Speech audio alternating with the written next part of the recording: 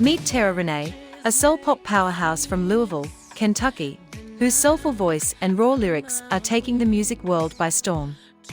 Originally a model and doctoral graduate, Terra rediscovered her passion for music during the pandemic.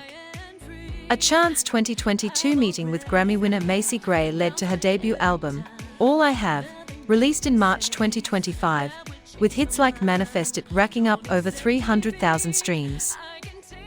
Mentored by Gray and backed by producers like Mikal Blue and Dave Pensado, Terra recently returned from a European tour opening up for Macy Gray. Now get ready for an inspiring chat with this rising star. Now here's the trout with Terra.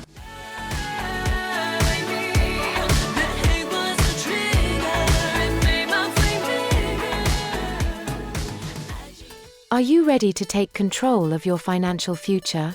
Meet David Smith, your trusted Edward Jones financial advisor.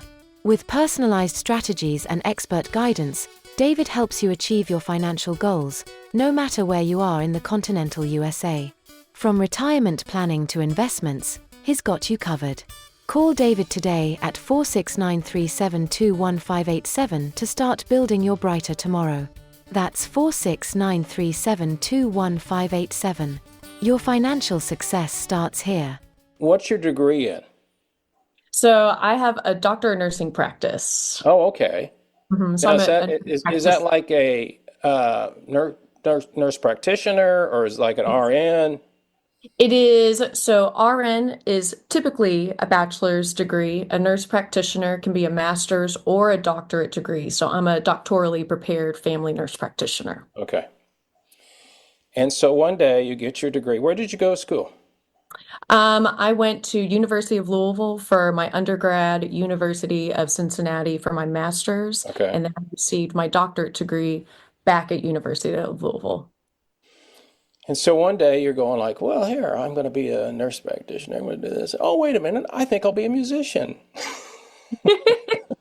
You know, So how did that happen? How did that come it is about? a really interesting story in that, I've sang all my life. I grew up in a Catholic school. I sang, I did choir, I did plays all growing up. And around the age of 13, there was a local competition in Louisville. It was a singing competition, and I made it to the finals. And when I flew to LA, the competition ended up being held in LA. And at that point in time, I didn't have any one-on-one vocal training other than just my play practice, my choir practice. Right. And all I took from those rehearsals was, oh, you have your song and you sing your song over and over and over again until it's perfect. No vocal exercises, no technique, anything like that. You just over and over again. And I have a rather big, belty, chesty voice a lot of people would like to describe. And so I chose a very big, belty, chesty song to really impress people with my 13-year-old body, right? Right. And, what I didn't realize as a preteen is singing a big, belty song over and over again is absolutely terrible for your vocal cords. And so, yep, you got it. And so at that audition, I remember it was really traumatic, but I remember they wouldn't let my mother into the audition. And I remember when I sang, I just felt like nothing could come out. And I never quite understood that. And I always took it as, oh, why am I here? And I stopped singing immediately after that competition. I never stepped back on stage. And What was the song? it was Jessica Simpson, I Want to Love You Forever. Okay. Mm-hmm. Now we can say, who? Jessica who? Anyway, go ahead. Yeah, Jessica Simpson, I Want to Love You Forever. 13-year-old me singing that one, right? Yeah. And I remember after that, my mom said, well, what happened? What happened? I was like, I don't know. And honestly, I didn't have the answer for a really, really long time. I didn't know what to tell her. And, I never auditioned for choir ever again. I never did any more plays after that. And I kind of turned to modeling because I was like, oh, well, that's a way for me to be on stage without me having to speak again. I was so afraid of speaking or anything coming out of my mouth after that. And I lost my father at a really young age. I heard about that. I understand. That's difficult. And on the wrong date. Not that it's the right date. A good friend of mine, mother passed away the day before Christmas. Oh my around God. that same time, and so every time Christmas comes around, I understand that. Yeah, it's I'm grateful that enough time has passed now to where I Sure. feel healed, but it still stings a little, if you think Yeah. about it too much. Yeah.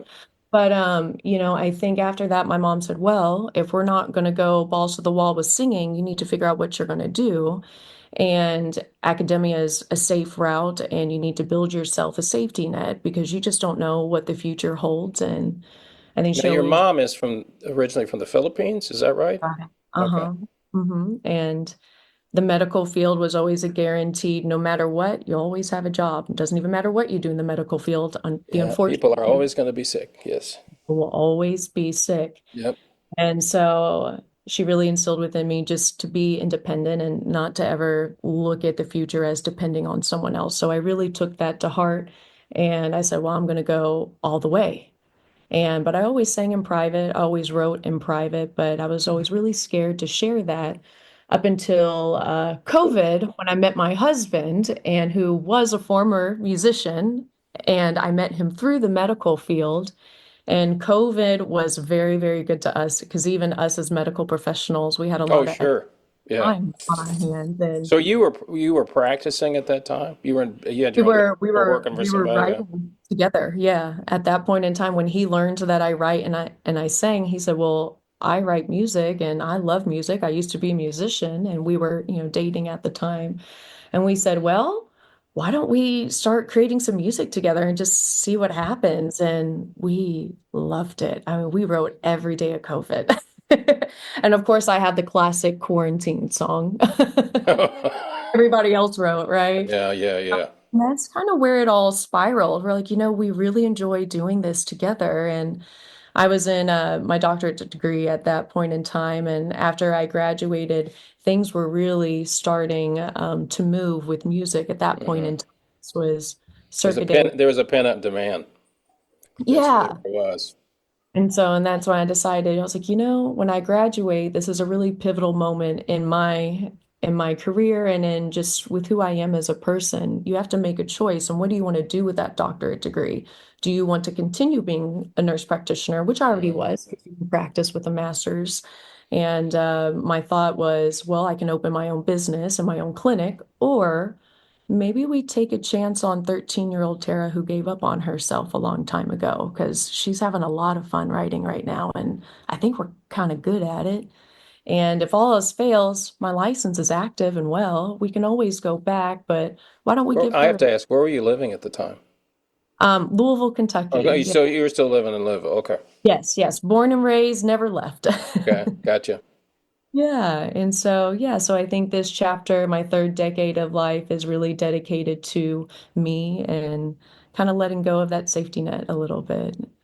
So the one thing I think you have going for you is we have like three things going for you. But if something doesn't work, you have a degree. That's right. I That's right. interviewed a couple years ago a musician out of Kansas City, and she was, I think, in the same type of business or something like that. She was a blues artist, and she said, "Yeah, if it didn't work, I'll just go back to doing my job, and I can do gigs on the side." Oh, The other thing you have going for you is the musical talent which you're given. I've always said that. People always come up, "You God Almighty, you're a great guitar player." So I said, "That's a gift. You just have to make it better." I mean, that's really what I've always said that. Especially if you and your husband both write songs, you can't explain to people how songs come about. You yeah. just can't. You can just say, "Well, I was sitting down and I thought it doesn't." And then when you finish and you've got like this album that you just released, you listen to it and you go, "How did I come up with that stuff?" I Yeah. mean, you don't really know. You don't. You try to, and then I go with it and go, "Okay, here it is." And the third thing going for it is you're attractive. Not not that that helps anymore, but it does make it easier. And I think also the type of music you do kind of lends itself to that. Um, so you gave up a career, not really. Now let me ask you, because I have friends that are lawyers. Do you have to go in ever so often, like once a year, to do continuing education, or I mean, like medical? You do, don't you? Yeah, you have to keep your continuing education Yeah. credits. You got it. And then one day You're walking down the street, and look, Macy Gray goes up. Hey, it's Terra. Oh, it's Macy. Hi, Macy. Now you're gonna love this one. So you know how I met Macy? No, I have no idea. This is okay, so Circa Day 2022. My husband and I get married. We're already playing music. We have a whole bunch of demos at this point. We created a whole album. And so where did you record? In your house? Did you have your own stuff kind in of our set living up? room. So you had your own DAW and all that stuff. Okay, all right. Got it. You got it. Okay, so I'm going to backtrack just for a second. Okay, go ahead. The reason my husband and I, the conversation even popped up, it was 2 years into our relationship. My husband owned a lot of studio equipment, unbeknownst to me at the time. And he comes home, of course, he's my boyfriend at this point. And he comes home and he goes, gosh, what a sigh of relief. I just sold a whole bunch of studio equipment, or actually, he donated it. He donated the equipment. And I looked and I was really disappointed. And he goes, hey, now, hold on, why are you upset right now? And I said, well, I know like we've been dating for 2 years, but I kind of haven't told you, but I sing and write in my spare time. It's like kind of my therapy. I have like a journal and like I've done it all my life, but I just don't tell anybody. And he's like, what? And I said, yeah, like, it's just, I was just waiting for the right time. And I was hoping that maybe one day possibly we could collaborate. And he was like, what? Because he's a guitarist, right? He's a guitarist. Yes, okay. And he's a everythingist. Like he can play the guitar, he can play the bass, he can play the drums, he can play the piano. Obviously he can produce and but anywho, and so he was like, okay, this is so interesting. So he bought like a very simple setup for our living room, just off of our laptop for us to record. Right. Sat down one night and after a bottle of wine, I sang Natalie Imbruglia, Torn. 90s is my favorite. It's a great tune, by the way. Love that one. And he was like, okay, maybe we'll do something with this. So let's try. It's COVID. Why not? Right. So that's how that started. So anyways, we wrote a whole bunch of songs that year. Flash forward to 2022, we get married. And what we told all of our friends was, we don't want any tangible gifts. What I really would love is just, we live in a small condo. I can't, no more things. Yeah. But what we would love is just memories. If you all could take us out to dinner or let's go to the movies, like that's what we want. I want permanent memories as our gifts. And one of our friends just so happens to be very good friends with Macy Gray. And he said, well, isn't that weird how that happens? It's just weird. Right? Yeah, it's very weird. I'm like, you just happen to be friends with Macy Gray. Okay, sure. He just randomly met her at a bar and complimented her on her coat, and they really hit it off. He probably didn't even know who she was. I'm pretty sure that he did not. And he's definitely one to compliment people on their clothing. So anyway, you're in a situation though, but here's what I'm thinking is running through your mind. Okay. This was a good friend of yours, right? Mm-hmm. Okay. You don't want to, I'm just guessing. You're going like, man, he knows Macy Gray. I know Macy Gray. I got stuff I want to send Macy Gray, but I don't really want to ask him because that's kind of tacky of me saying, oh, by the way, I've got some music. Can you make sure Macy Gray gets it? So how did that come to the next step? The funny part is I did the exact opposite. I said, don't dare. I was like, if this is a setup for you to tell her that we do whatever. Did he know already that you'd been recording? Yes, he already knew. Okay. Yeah. So it actually, he wanted to set up the meeting after our wedding because we got married in San Diego. And of course, she's out in LA. And he said, well, the only time that she would be available at the studio would be right after your wedding. And we thought, the day after a 7-day Indian wedding? Okay, yeah, we're already out there. Let's just go up to LA. We just took an Uber literally to LA. Oh my God. But even before I actually lost my voice at my wedding because I sang at my wedding and we were partying like crazy, right? So I already lost. I'm sure you did. Yeah. I see. And I deliberately told him, and I was like, I do not want this to be a setup. Because I don't want anybody to feel like I'm using them for any ulterior motive. Yeah, you're right. I genuinely just wanted to meet her and like see a professional studio. What a blessing. What a gift. How cool would that be to be? Yeah. I literally told him, I was like, if this is a setup, I was like, don't you dare. I was like, and in addition, Michael, I was like, I do not have a voice right now. I sound like this. So if you try to get me to sing, I will embarrass myself. I was like, so don't you dare.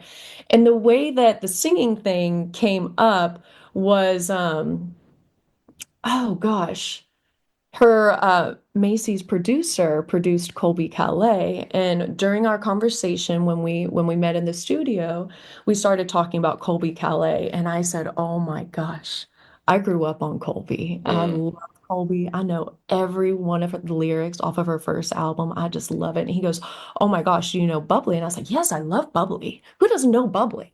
And he said, "Well," he's like, "Did you know I actually co-wrote that song?" And I said, "No way." And of Yeah. course, Stop it. my Just stop it. right. And of course, Michael, my friend, utilized that opportunity. I can't remember quite, but it was somewhere in that Right. conversation to say, and she sings. I could have punched him so hard. Oh yeah, I understand. I understand that. Yeah. I'm talking like this right now. There is no one in the world that's going to sound. And of course, Michael Blue, the producer, said, "Oh," he's like, "Will you sing?" He's like, "Well," he's like, "Bubbly, would you like to sing it for me?" And that was a really pivotal moment in time because old Tara, who is traditionally very shy and introverted, and especially when it comes to singing in stage performance, old me would have said no, especially with a raspy voice. But in that point in time, I was kind of off a high off my wedding too, and I looked Sure. great. I was in a really cool Indian outfit. What And are I you going thought, to lose? What are you going to lose? The worst thing you what do do is you have to lose? That's Macy exactly just won't what call you my again. Okay. yeah, Yeah. I was like, cool. I was like, they'll never talk to me again. They probably aren't going to anyway. So, That's you right. could say yes or you could say no. But if you say no, you know exactly what's going to happen. But if you say yes, maybe, maybe. And for some reason, do you know Michael Blue said, "Oh my gosh," he's like, "the tone in your voice," right after we sang it. And I said, "Now, Michael, I hate to disappoint you, but I've lost my voice. I do not sound like Macy Gray all the time. This is not based No, on." nobody sounds like Macy Gray except Macy Gray. I was like, "This raspy thing is just like a temporary addition, right?" And he said, "Well," he's like, Go. "Do you have original songs that you've written?" And I was like, "Yeah, I do." And he said, "Would you like to play them for us?" And I was like, "Okay, sure, yes." And Praveen pulls a guitar off the wall and we start playing some of our demos for him. And that's kind of how everything happened. That is a weird deal though. It's a A weird weird deal. deal. Because it's like, here's what's weird about it. Is you're like, oh hey, I've got some stuff recorded. Oh no, sit down and play right now. I mean, and you're in a room where you're in the studio and your husband whips the guitar out and it's like, okay, we're doing a solo act right in front of these people that can change our lives. And you're Yeah, like, what do I, okay, let's just go for it. just go for it. Because And like the worst thing that happened is they go, well, you don't, just right, don't like worry. that We'll be in touch. We'll was be in touch. right. Yeah, we'll be in touch. And truly, when they said that we would keep in touch after that, I thought that would be the last of our conversations. Yeah. But honestly, I really do think we just had so much fun with them at the studio that day. It was my birthday, and we said, we're going to go out to a bar. It's my birthday, and we just got married. We're Well, going to go. nothing else. You got a memory. There's a song memory Right, right there. I mean, come on. right. And then Macy said, "Oh," she's like, "Well, I haven't been to a bar in a while." And Michael Blue said, "I haven't been to a bar in a while either. He doesn't drink." And they said, "Can we come with you guys?" And we said, "Hey, yeah, you want to come with?" "Oh, yes, yes, Yeah. yes, yes. Please come and celebrate with us. We would love that." See, what you didn't realize at that point, you had crossed a line. And the line is a regular person to a musician. Yeah. And that's when your life changed. Because if you hadn't have taken it, and I had this conversation with somebody the other day. Everybody I talk to that tends to make it, not necessarily be famous, but do well in the music industry, always took a chance. And I always explained it to them like, not like driving down the road at 150 miles an hour. They took a chance in their life that paid off. Okay. And it pays off after years of taking chances. But sometimes, but it's the one thing I've learned from talking, and I've been fortunate to talk to some famous people. Once you're in that group, you're in the group. And you can't, I tell people this all the time. I've had some wonderful, I've had Grammy people on my show. I've had a lot of people on my show. I can't turn into fanboy, which is what you want to do. When you got one of your favorite guitarists on the other side of the screen, you're like, oh my God, I'm doing it. You can't do that because at that point, you're a fan. You became a musician. And that's where they realized it. And then the other part you realize is like, well, they're just like people like me too. Yeah. I mean, you forget that because we see people on the stage or hear them in our favorite listening types and don't realize that they have a life. Yeah. They go to the store, they eat, you know, hey, I'm going to mow the lawn. I mean, it's stuff that you don't even think about because we're so attuned to that moment that you see them. 100%. But so you go out and have drinks. How long after that moment in time did they contact you and say, what was the next thing that transpired to make it different for you? It was about a couple weeks. Well, that's not very long at all. Yeah, not very long. You know, Michael contacted us and actually he said, so Praveen, he called Praveen. I wish he was here. I'm hoping I'm communicating this correctly. I was going to ask you if he was traveling with you. 2 weeks, right? It was 2 weeks. 2 weeks, Michael contacted him and he goes, so I have something really interesting. He's like, I've been talking to Macy about you guys, and she kind of wants to help you guys with this project and like the songs that we had already done.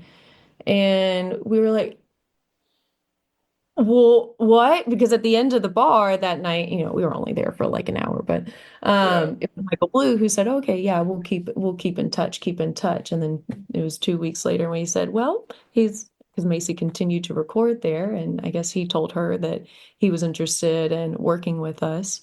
And she said, she's like, I really like them, I guess. And let's see what we can do with them. Let's see if we can help them out. So I feel unbelievably blessed to have met her that day, and just to have created a friendship. I think it's really the connection more than anything, but I guess you like the song. What's the biggest surprise that you were not in the music industry?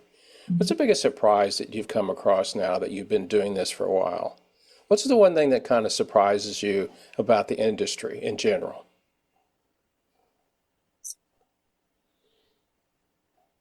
Oh, goodness. What's the biggest surprise? Interesting question, isn't it? It is an interesting question. The biggest surprise. Because you went from being a nurse practitioner to being a musician, and it's a whole different, I mean, you're dealing with doctors, which is a completely different thing, different with producers and record labels and people that are, whatever. I would really say it's just understanding how a true produced song comes together. Oh, yeah. Because Praveen and I originally started, it was just him and I on an acoustic guitar and a mic. Sure. And that's all it took. We could play out. All I would have to bring is myself, and all he would have to bring is his guitar. And when you start working on production, there is a whole lot that goes into it. And everyone has a different formula, and everyone has an opinion. And a lot of the times, all of those opinions are right. But a lot of times, there's everything's negotiable, right?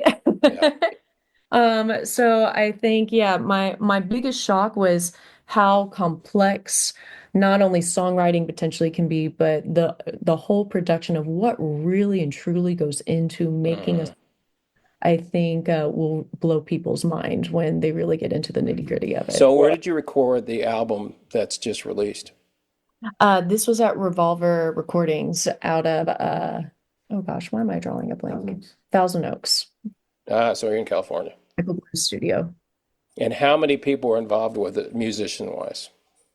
Ooh, musician-wise, how many would you say, Praveen? Depends, probably 4 or 5. 4 or 5 That's not musicians. that many. Yeah, not that many. So here you are, Macy Gray, who has one of the most unique voices on the planet. She says, hey, I'm going on a little tour. You want to go with me? Well, let me check my watch. Let's see what time. Oh, yeah, I think we're not busy. Anyway. Now this one, Rick. did really happen like that. It was the funniest thing. So, but I didn't really take her seriously when she said it. She said it, let's see, it was probably last August or so. And she said, we're touring Europe next year, literally, why don't you all come with me? And we said, am I hearing? No. Well, we said yes, of course. Yeah. But there was a part of me that was, I don't know. I don't know if it just works like that. Like, I don't know if you can just, I don't know. Yeah, it does But work. I It does said, work like that.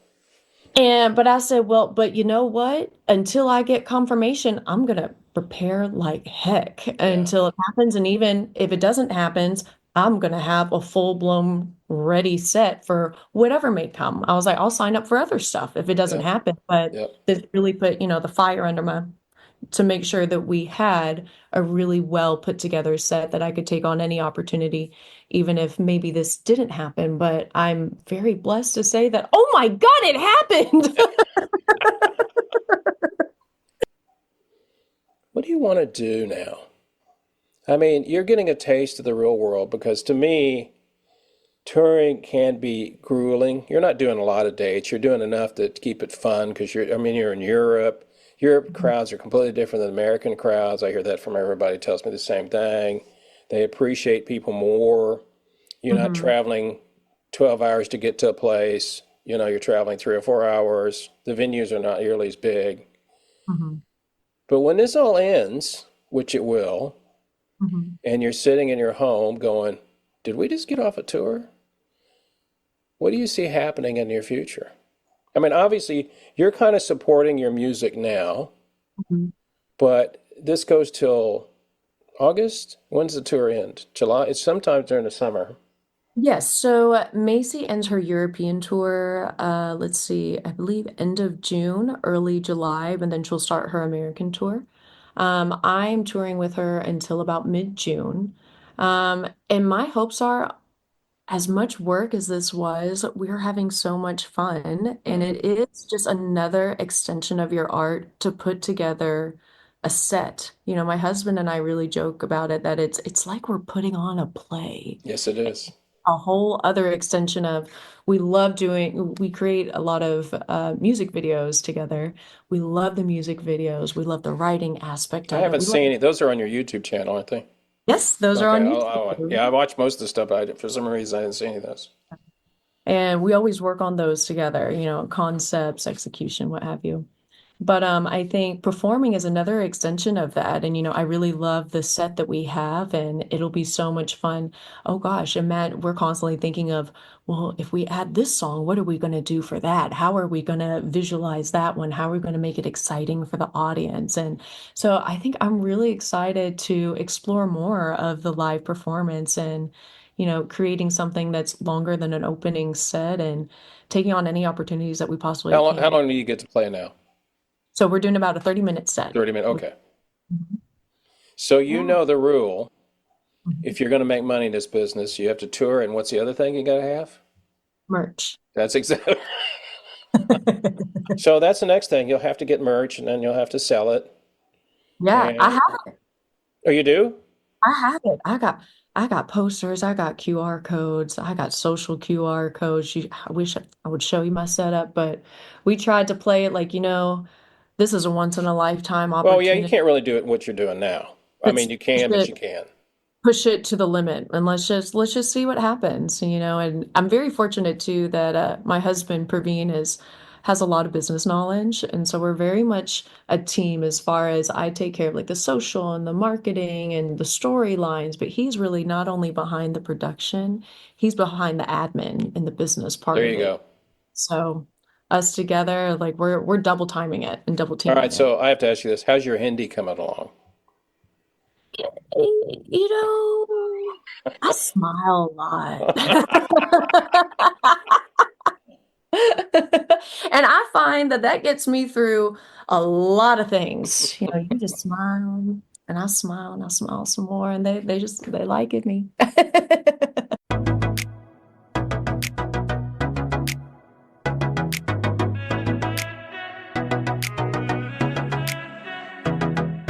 Sitting up late in bed at night, overthinking every line. The more she tries to make it make sense, the more she starts to cry.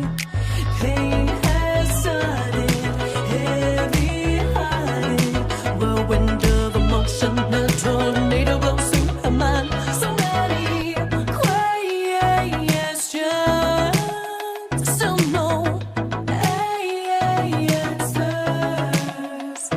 Never thought the last time would be the last time, and to keep from weeping, I'll pretend you're sleeping so I can see you in my dreams, see you in my dreams. I'll stay fantasies. I can see you, see you. I wish I had your guidance, been tough doing it alone. I'd give anything to turn back time to when you were back at home.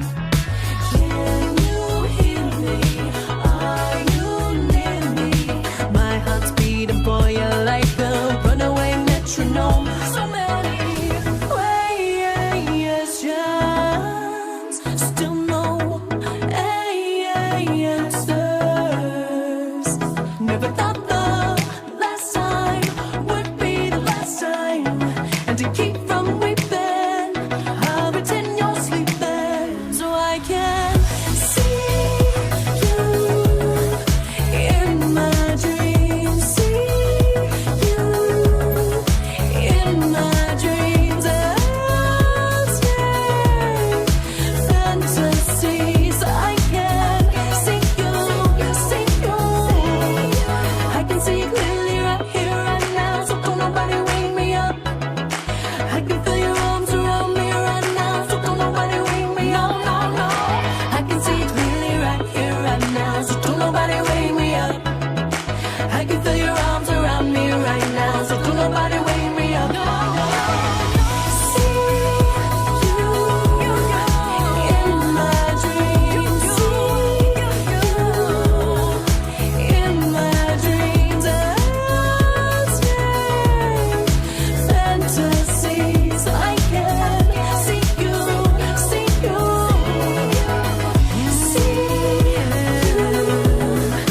in my dreams, see you in my dreams. I'll stay fantasies. I can see you, see you.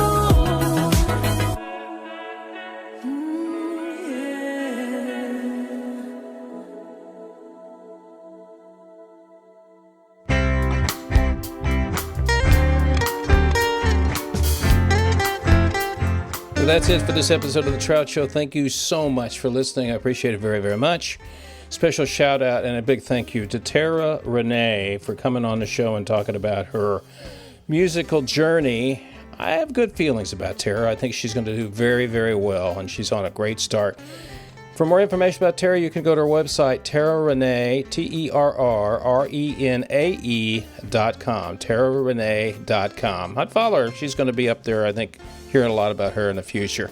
For more information about The Trout Show, you know where you go. Just go to my website, thetroutshow.com. Everything there for you, including information about podcasts, YouTubes, new music, everything.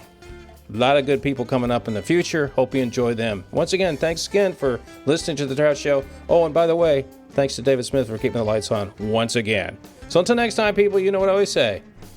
It's only rock and roll, but I love it. See ya.